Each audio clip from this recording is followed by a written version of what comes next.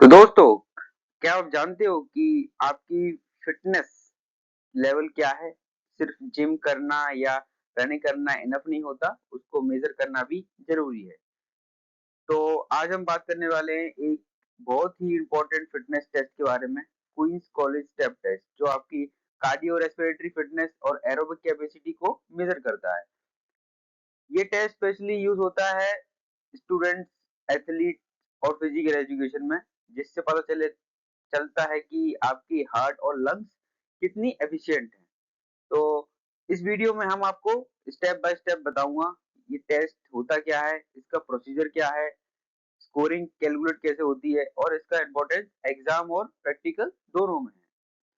तो वीडियो को लास्ट तक जरूर देखना, क्योंकि टॉपिक आपके एग्जाम और प्रैक्टिकल दोनों में काम आने वाला है। हम बात करते हैं इंट्रोडक्शन की, कि क्वींस कॉलेज स्टेप टेस्ट एक सब मैक्सिमम टेस्ट है, मैक्सिमल टेस्ट है। सब मैक्सिमम का मतलब क्या होता है? इसका मतलब होता है कि टेस्ट में आपको अपनी बॉडी की फुल कैपेसिटी तक पुश नहीं किया जाता, यानी आपको बिल्कुल थकाना या एग्जॉशन तक नहीं ले जाते हैं। सो ये टेस्ट मेनली आपकी एरोबिक फिटनेस को मेजर करता है, यानी आपकी बॉडी ऑक्सीजन को कितना एफिशिएंटली यूज कर सकता है। इसमें हम VO2 मैक्स को एस्टिमेशन लगाते हैं, जो आपको बताता है कि आपकी हार्ट और लंग्स कितनी अच्छी तरह से काम कर रही है। सबसे इम्पोर्टेंट बात ये है कि इस टेस्ट में सब्जेक्ट को कंप्लीटली थकाया नहीं जाता, इसलिए ये सेफ है और इजीली स्टूडेंट पर परफॉर्म किया जा सकता है।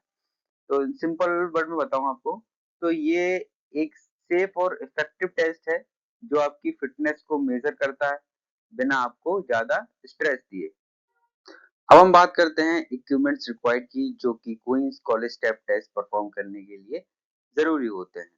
तो पहला इक्विपमेंट जो यूज होता है वो है स्टेप की हाइट कितनी होनी चाहिए। सबसे पहला इक्विपमेंट है स्टेप प्लेटफॉर्म, जिसका स्टैंडर्ड हाइट होती है 16.5 इंच, या सेंटीमीटर में बोले तो 41.3 सेंटीमीटर। ये फिक्स हाइट इसलिए होती है ताकि सबका टेस्ट सेम कंडीशन में हो और रिजल्ट एक्यूरेट आए। दूसरा इक्विपमेंट है टाइम डिवाइस, जैसे स्टॉप वॉच या टाइमर। इसका यूज हम एग्जैक्ट टाइम ट्रैक करने के लिए करते हैं, क्योंकि टेस्ट फिक्स ड्यूरेशन में होता है, मतलब फिक्स ड्यूरेशन का होता है टेस्ट। तो ठीक है। और थर्ड इक्विपमेंट जो यूज होता है वो है कार्डिनेंस। ये कार्डिनेंस तीसरा इक्विपमेंट होता है, यानी जो स्टेपिंग की जो स्पीड है वो मेंटेन करना, इसलिए हम इसको मेट्रोनोम या ऑटो बीट यूज करते हैं, ताकि सब एक ही स्पीड में स्टेप करें। और चौथा इक्विपमेंट है मॉनिटरिंग, हार्ट रेट चेक करना, मतलब लास्ट में इम्पोर्टेंट है हार्ट रेट को मॉनिटरिंग। इसमें हम ये तो हार्ट बीट मॉनिटर यूज करते हैं या मैनुअली पल्स चेक करते हैं, ताकि फिटनेस लेवल कैलकुलेट हो सके। ठीक है। तो ये सब इक्विपमेंट एक मेन पर्पस के लिए है कि टेस्ट स्टैंडर्डाइज हो और हर स्टूडेंट का रिजल्ट फेयर और एक्यूरेट आए। अब हम बात करते हैं स्टैंडर्ड टेस्टिंग प्रोटोकॉल, जो कि क्वींस कॉलेज स्टेप टेस्ट को सही तरीके से परफॉर्म करने के लिए फॉलो किया जाता है। स्टैंडर्डाइज का मतलब होता है सब लोग एक ही रूल्स और प्रोसेस फॉलो करेंगे, ताकि रिजल्ट एक्यूरेट और फेयर रहे। सबसे पहला है 3 मिनट टेस्ट।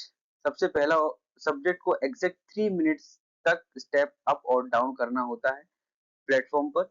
ये फिक्स ड्यूरेशन के लिए होता है, ताकि सबका टेस्ट सेम कंडीशन में हो। सेकंड है 4 स्टेप पेस। इसमें एक प्रॉपर टेक्निक फॉलो होती है, अप अप डाउन डाउन, यानी पहले दोनों पैर से ऊपर जाना है और फिर सेम सीक्वेंस में नीचे आना है, ताकि मूवमेंट कंसिस्टेंट रहे। Third is study pace. पूरे 3 मिनट तक एक कांस्टेंट स्पीड मेंटेन करना बहुत जरूरी है। अगर स्पीड चेंज होगी तो रिजल्ट इनएक्यूरेट हो सकते हैं।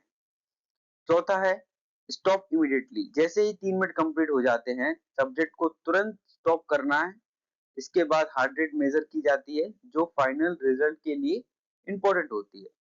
अगर ये सारे स्टेप सही तरीके से फॉलो किए जाते हैं, तभी टेस्ट का रिजल्ट रिलायबल और एक्यूरेट होता है। अगर हम बात करें क्वींस कॉलेज स्टेप टेस्ट की एक इम्पोर्टेंट कंसेप्ट की, जिसमें हम कहते हैं जेंडर बेस्ड कार्डिनेंस। कार्डिनेंस का मतलब होता है स्टेपिंग की स्पीड या रिदम को हम मेट्रोनोम की हेल्प से कंट्रोल करते हैं। सबसे पहला आता है मेट्रोनोम सेटिंग। मेन के लिए metronome 96 beats per minute set किया जाता है, जबकि वुमेन्स के लिए 88 बीट पर मिनट होता है। इसका रीजन है साइकोलॉजी डिफरेंसेस। मेन जनरली थोड़ा फास्ट पेस मेंटेन कर सकते हैं। नेक्स्ट है स्टेपिंग रेट। मेन का जो स्टेपिंग रेट होता है वो 24 स्टेप पर मिनट और वुमेन का स्टेपिंग रेट होता है 22 स्टेप पर मिनट। ये डायरेक्टली मेट्रोनोम की बीट के अकॉर्डिंग फॉलो किया जाता है सब। अब बात करते हैं स्टेप साइकिल की। दोनों मैन और वुमेन के लिए स्टेप साइकिल 4 बीट का होता है, मतलब एक complete step up up down down 4 beat में कंप्लीट होता है। इस टेस्ट में जेंडर के अकॉर्डिंग सिर्फ स्पीड और रिदम चेंज होता है, लेकिन स्पीड पैटर्न सेम रहता है। ये स्टैंडर्ड इसलिए किया गया है ताकि टेस्ट फेयर और एक्यूरेट रहे और सबका कार्डियोवैस्कुलर फिटनेस सही तरह से मेजर हो सके। इस तरह क्वींस कॉलेज स्टेप टेस्ट में जेंडर के बेसिस पे कार्डिनेंस एडजस्ट किया जाता है, जो टेस्ट के एक्यूरेसी को मेंटेन करता है। अब हम बात करते हैं क्वींस कॉलेज स्टेप टेस्ट के सबसे इंपॉर्टेंट पार्ट की, जो है हार्ट रेट मेजरमेंट। ये स्टेप टेस्ट के बाद रिकवरी रेट को मेजर करने के लिए यूज होता है। सबसे पहला है बॉडी पोजीशन। एक्सरसाइज खत्म होने के बाद कैंडिडेट को सीधा अपराइट पोजीशन खड़े रहना होता है लगभग 5 सेकंड तक। इससे बॉडी स्टेबल हो जाती है और एक्यूरेट रीडिंग मिलती है। ठीक है। सेकंड है पल्स काउंटिंग, है ना। अब हम पहले पल्स काउंट करते हैं, लेकिन ध्यान रहे पल्स काउंटिंग 5 से 20 सेकंड के बीच की जाती है। टोटल 15 सेकंड है, 15 सेकंड का लेते हो तो वो भी बेटर है। ये रिकवरी फेज होता है जो फिटनेस लेवल को शो करता है। अब तीसरा है कैलकुलेशन, है ना। जो पल्स 15 सेकंड में काउंट हुई है उसका 4 से मल्टीप्लाई कर दें, इससे हमें हार्ट रेट मिलता है इन बीट्स पर मिनट। मतलब जैसे आपकी हार्ट रेट आई 20, है ना, तो 15 सेकंड में आपकी 20 आई, तो इसको 4 से इंटू कर दें तो आपकी 60 सेकंड की जो हार्ट रेट है वो आपको मिल जाएगी, एक एक मिनट की हार्ट रेट, है ना। और लास्ट है रिपोर्टिंग यूनिट। फाइनल रिजल्ट हमेशा बीपीएम बीट पर मिनट में ही रिकॉर्ड किया जाता है, क्योंकि ये स्टैंडर्ड यूनिट है हार्ट रेट मेजर करने का। इस तरह से रिकवरी हार्ट रेट कैलकुलेट करके हम इंडिविजुअल की कार्डियोवैस्कुलर फिटनेस का लेवल डिटरमाइन करते हैं। अब हम आते हैं टेस्ट के सबसे इंपॉर्टेंट पार्ट पर, जो है VO2 max prediction formulas. VO2 max का मतलब होता है मैक्सिमम ऑक्सीजन कंजप्शन, यानी बॉडी एक्सरसाइज के दौरान कितनी ऑक्सीजन यूज कर सकती है। ये कार्डियोवैस्कुलर फिटनेस का बेस्ट इंडिकेटर माना जाता है। इस टेस्ट में VO2 मैक्स डायरेक्टली मेजर नहीं किया जाता, बल्कि हार्ट रेट के बेसिस पर एस्टिमेट किया जाता है।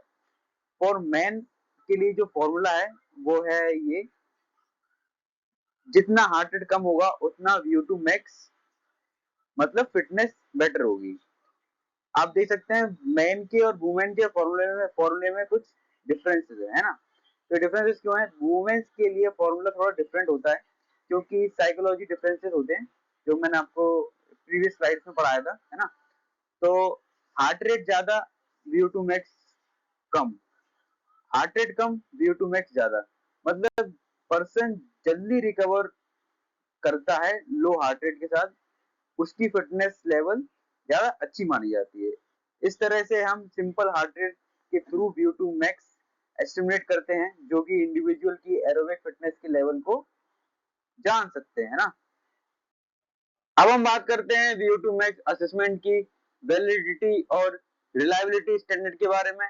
पहला है वैलिडिटी, जिसकी वैलिडिटी है 0.75।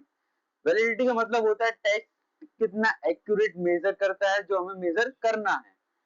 इन केस कोई स्टेप टेस्ट की वैलिडिटी अप्रोक्स 0.75 है, ये शो करता है कि इसका रिजल्ट लेबोरेटरी गैस एनालिसिस में काफी क्लोज होता है।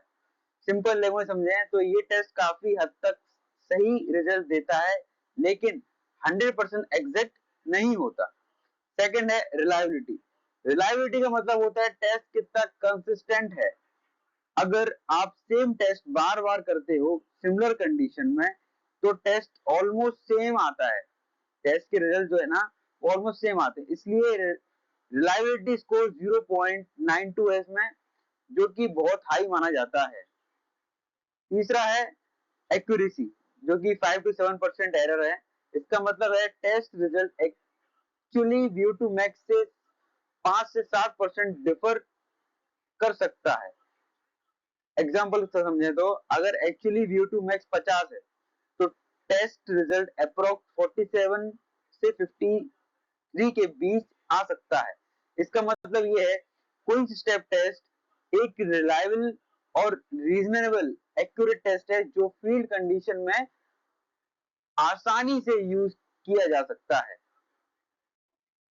Thank you everyone for watching this presentation. I hope the session helped you understand the concept of the Queen Step College Step Test and its role in assessment aerobic fitness.